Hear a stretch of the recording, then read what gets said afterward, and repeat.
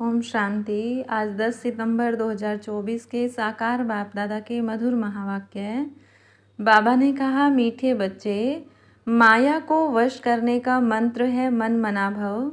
इसी मंत्र में सब खूबियाँ समाई हुई हैं। यही मंत्र तुम्हें पवित्र बना देता है। प्रश्न, आत्मा की सेफ्टी का नंबर 1 साधन कौन सा है और कैसे? उत्तर, याद की यात्रा ही सेफ्टी का नंबर 1 साधन है, क्योंकि इस याद से ही तुम्हारे करैक्टर सुधरते हैं। तुम माया पर जीत पा लेते हो। याद से पतित कर्मेंद्रियां शांत हो जाती हैं। याद से ही बल आता है। ज्ञान तलवार में याद का जौहर चाहिए। याद से ही मीठे सतोप्रधान बनेंगे। कोई को भी नाराज नहीं करेंगे। इसलिए याद की यात्रा में कमज़ोर नहीं बनना है। अपने आप से पूछना है कि हम कहाँ तक याद में रहते हैं। ओम शांति। मीठे मीठे रूहानी बच्चों को रोज़ रोज़ सावधानी ज़रूर देनी होती है। कौन सी? Safety first. सेफ्टी क्या है? याद की यात्रा से तुम बहुत बहुत सेफ रहते हो।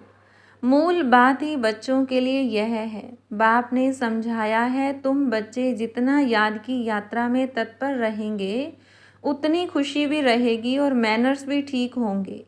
क्योंकि पावन भी बनना है, करेक्टर्स भी सुधारना है, अपनी जांच करनी है। मेरा करेक्टर किसको दुख देने जैसा तो नहीं है, मुझे कोई देह अभिमान तो नहीं आ जाता है। यह अच्छी रीति अपनी जांच रखनी है। बाप बैठ बच्चों को पढ़ाते हैं। तुम बच्चे पढ़ते भी हो तो फिर पढ़ाते भी हो। बेहद का बाप सिर्फ पढ़ाते हैं, बाकी तो सब हैं देहधारी। इसमें सारी दुनिया आ जाती है। एक बाप ही विदेही है। वह तुम बच्चों को कहते हैं कि तुमको भी विदेही बनना है। मैं आया हूँ तुमको विदेही बनाने। पवित्र बनकर ही वहाँ जाएंगे। छीछी को तो साथ ले नहीं जाएंगे। इसलिए पहले पहले मंत्र ही यह देते हैं। माया को वश करने का यह मंत्र है। पवित्र होने का यह मंत्र है। इस मंत्र में बहुत खूबियाँ भरी हुई हैं। इनसे ही पवित्र बनना है। मनुष्य से देवता बनना है। जरूर हम ही देवता थे।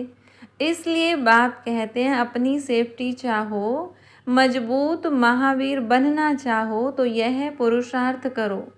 बाप तो शिक्षा देते रहेंगे, भल ड्रामा भी कहते रहेंगे। ड्रामानुसार बिल्कुल ठीक ही चल रहा है, फिर आगे के लिए भी समझाते रहेंगे। याद की यात्रा में कमज़ोर नहीं बनना है। बाहर रहने वाली बांधेली गोपिकाएं जितना याद करती हैं, उतना सामने रहने वाले भी याद नहीं करते हैं, क्योंकि उनको तड़पन होती है शिव बाबा से मिलने की। जो मिल जाते हैं उन्हों का पेट जैसे कि भर जाता है। जो बहुत याद करते हैं वह उच्च पद पा सकते हैं। देखा जाता है अच्छे अच्छे बड़े बड़े सेंटर्स संभालने वाले मुख्य भी याद की यात्रा में कमज़ोर हैं। याद का जौहर बहुत अच्छा चाहिए। ज्ञान तलवार में याद का जौहर न होने कारण किसको तीर लगता ही नहीं, पूरा मरते नहीं। बच्चे कोशिश करते हैं ज्ञान का बाण लगाकर बाप का बनाएं व मर्जीवा बनाएं, परंतु मरते नहीं। तो जरूर ज्ञान तलवार में गड़बड़ है।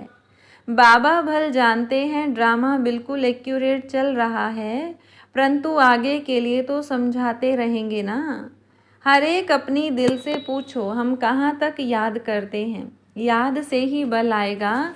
इसलिए कहा जाता है ज्ञान तलवार में जौहर चाहिए। ज्ञान तो बहुत सहज रीति समझा सकते हैं। जितना जितना याद में रहेंगे उतना बड़े मीठे बनते जाएंगे। तुम सतो प्रधान थे तो बहुत मीठे थे, अब फिर सतो प्रधान बनना है। तुम्हारा स्वभाव भी बहुत मीठा चाहिए, कभी रंज नहीं होना चाहिए। ऐसा वातावरण न हो जो कोई रंज हो, ऐसी कोशिश करनी चाहिए, क्योंकि यह ईश्वरीय कॉलेज स्थापन करने की सर्विस बहुत ऊंची है। विश्वविद्यालय तो भारत में बहुत गाए जाते हैं, वास्तव में वह है नहीं। विश्वविद्यालय तो एक ही होता है। बाप आकर सबको मुक्ति जीवन मुक्ति देते हैं। बाप जानते हैं सारी दुनिया के जो भी मनुष्य मात्र हैं सब खत्म होने हैं। बाप को बुलाया भी इसलिए है कि छीछी दुनिया का खात्मा और नई दुनिया की स्थापना करो। बच्चे भी समझते हैं बरोबर बाप आया हुआ है।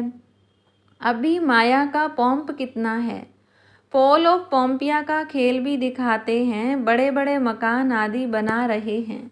यह है 2 पोंप। सतयुग में इतने मंजिल के मकान बनते ही नहीं हैं, यहाँ बनते हैं क्योंकि रहने के लिए ज़मीन कम है। विनाश जब होता है तब सब बड़े बड़े मकान भी गिर पड़ते हैं। आगे इतनी बड़ी बड़ी बिल्डिंग नहीं बनती थी। बॉम्ब्स जब छोड़ेंगे तो ऐसे गिरेंगे जैसे ताश के पत्ते गिरते हैं। इसका मतलब यह नहीं कि वही मरेंगे बाकी दूसरे रह जाएंगे। नहीं, जो जहाँ होगा, चाहे समुद्र पर हो, पृथ्वी पर हो, आकाश में हो, पहाड़ों पर हो, उड़ रहा हो, सब खत्म हो जाएंगे। यह पुरानी दुनिया है ना, जो भी 84 लाख योनियां हैं, यह सब खत्म हो जानी है। वहाँ नई दुनिया में यह कुछ भी होगा नहीं।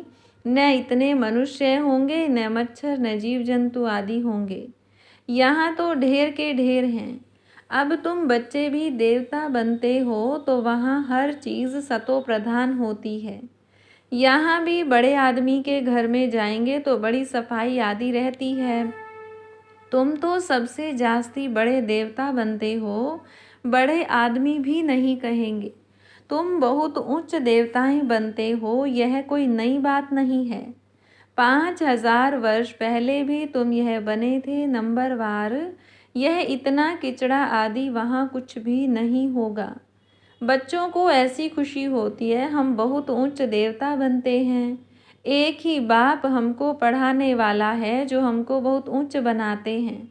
पढ़ाई में हमेशा नंबरवार पोजीशन वाले होते हैं। कोई कम पढ़ते हैं, कोई जास्ती पढ़ते हैं। अब बच्चे पुरुषार्थ कर रहे हैं, बड़े बड़े सेंटर्स खोल रहे हैं, इसलिए कि बड़ों बड़ों को मालूम पड़े। भारत का प्राचीन राजयोग भी गाया हुआ है। खास विलायत वालों को जास्ती उत्सुकता होती है राजयोग सीखने की।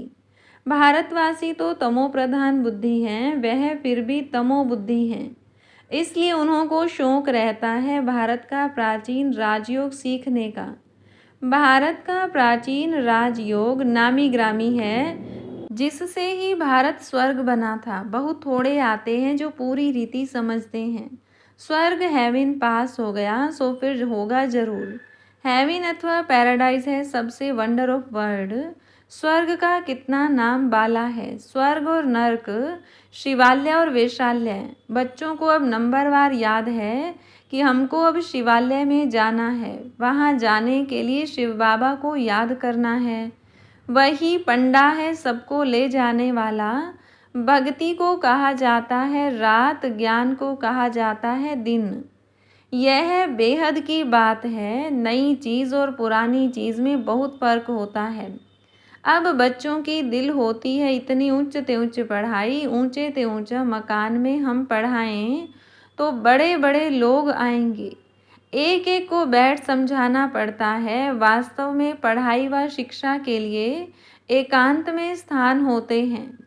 ब्रह्म ज्ञानियों के भी आश्रम शहर से दूर दूर होते हैं और नीचे ही रहते हैं, इतने ऊपर की मंजिल पर नहीं रहते हैं। अभी तो तमो प्रधान होने से शहर में अंदर घुस पड़े हैं। वह ताकत खत्म हो गई है। इस समय सबकी बैटरी खाली है। अब बैटरी को कैसे भरना है, यह बाप के सिवाय कोई भी बैटरी चार्ज कर न सके। बच्चों को बैटरी चार्ज करने से ही ताकत आती है। उसके लिए मुख्य है याद। उसमें ही माया के विघ्न पड़ते हैं। कोई तो सर्जन के आगे सच बतलाते हैं, कोई छिपा लेते हैं। अंदर में जो खामियां हैं वह तो बाप को बतलानी पड़े। इस जन्म में जो पाप किए हैं वह अविनाशी सर्जन के आगे वर्णन करना चाहिए, नहीं तो वह दिल अंदर खाता रहेगा। सुनाने के बाद फिर खाएगा नहीं। अंदर रख लेना यह भी नुकसानकारक है। जो सच्चे सच्चे बच्चे बनते हैं वह सब बाप को बतला देते हैं। इस जन्म में यह पाप किए हैं। दिन प्रतिदिन बाप जोर देते रहते हैं, यह तुम्हारा अंतिम जन्म है। तमो प्रधान से पाप तो जरूर होते होंगे ना। बाप कहते हैं मैं बहुत जन्मों के अंत में जो नंबर 1 पतित बना है उनमें ही प्रवेश करता हूँ, क्योंकि उनको ही फिर नंबर 1 में जाना है। बहुत मेहनत करनी पड़ती है। इस जन्म में पाप हुए तो है ना। कईयों को पता ही नहीं पड़ता है कि हम यह क्या कर रहे हैं, सच नहीं बतलाते हैं। कोई कोई सच बतला देते हैं। बाप ने समझाया है, बच्चे तुम्हारी कर्मेंद्रियां शांत तब होती हैं जब कर्मातीत अवस्था बनती है। जैसे मनुष्य बूढ़े होते हैं तो कर्मेंद्रियां ऑटोमेटिकली शांत हो जाती हैं। इसमें तो छोटेपन में ही सब शांत हो जाना है। योग बल में अच्छी तरह रहे तो इन सब बातों की एंड हो जाए। वहाँ कोई ऐसी गंदी बीमारी, किच्चड़ पट्टी आदि कुछ नहीं होता है। मनुष्य बड़े साफ शुद्ध रहते हैं। वहाँ है ही राम राज्य, यहाँ है रावण राज्य।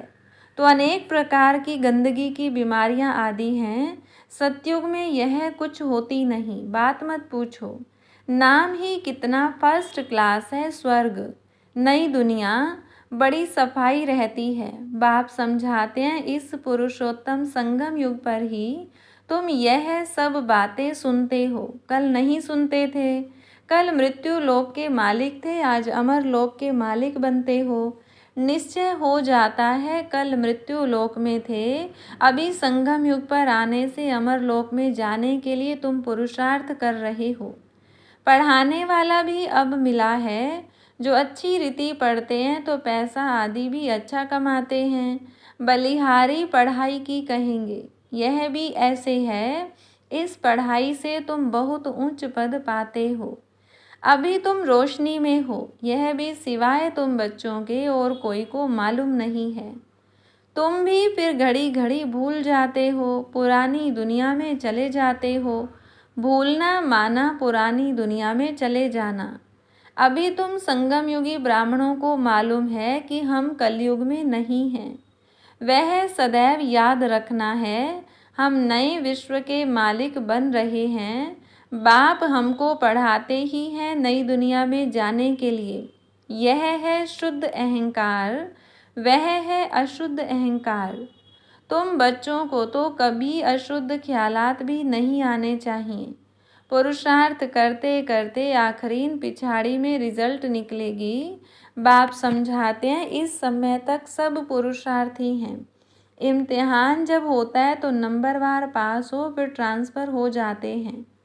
तुम्हारी है बेहद की पढ़ाई, जिसको सिर्फ तुम ही जानते हो। तुम कितना समझाते हो। नए नए आते रहते हैं बेहद के बाप से वर्षा पाने के लिए।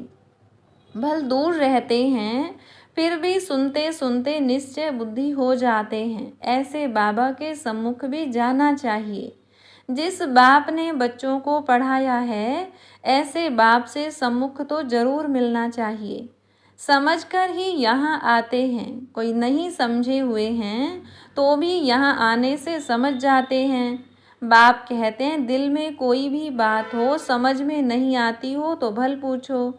बाप तो चुंबक है ना, जिसकी तकदीर में है वह अच्छी रीति पकड़ सकते हैं।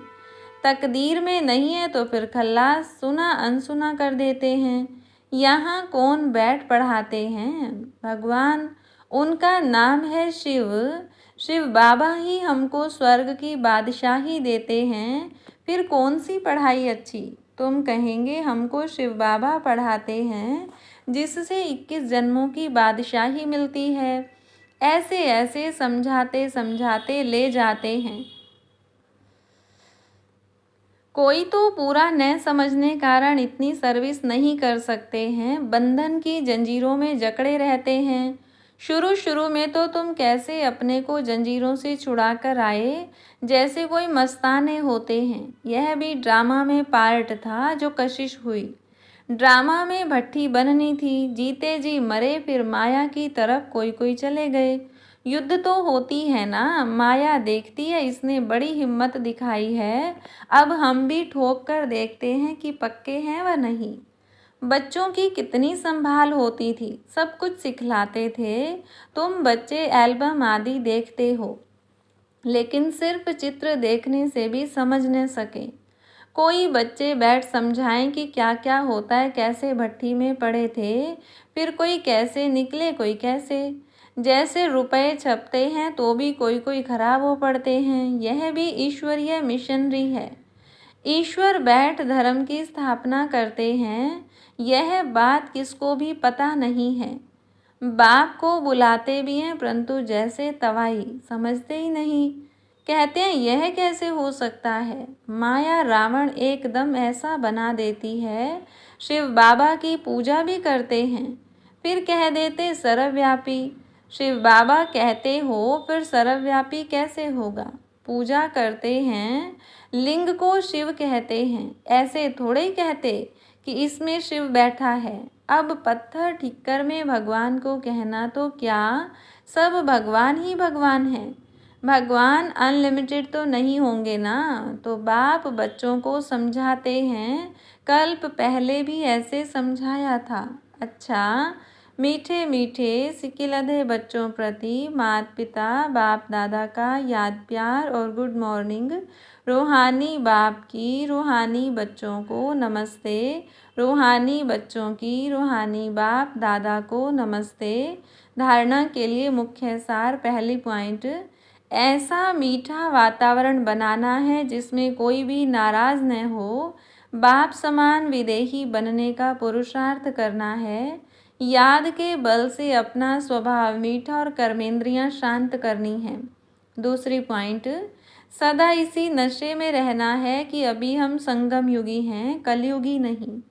बाप हमें नए विश्व का मालिक बनाने के लिए पढ़ा रहे हैं। अशुद्ध ख्यालात समाप्त कर देने हैं। वरदान, अकाल तख्त और दिल तख्त पर बैठ सदा श्रेष्ठ कर्म करने वाले कर्म योगी भव। इस समय आप सभी बच्चों को दो तख्त मिलते हैं, एक अकाल तख्त, दूसरा दिल तख्त। लेकिन तख्त पर वही बैठता है जिसका राज्य होता है। जब अकाल तख्त नशीन है तो स्वराज्य अधिकारी हैं, और बाप के दिल तख्त नशीन हैं तो बाप के वर्षे के अधिकारी हैं, जिसमें राज्य भाग्य सब आ जाता है। कर्म योगी अर्थात दोनों तख्त नशीन। ऐसे तख्त नशीन आत्मा का हर कर्म श्रेष्ठ होता है, क्योंकि सब कर्मेंद्रियां लो और ऑर्डर पर रहती हैं। स्लोगन, जो सदा स्वमान की सीट पर सेट रहते हैं वही गुणवान और महान हैं। अच्छा, ओम शांति।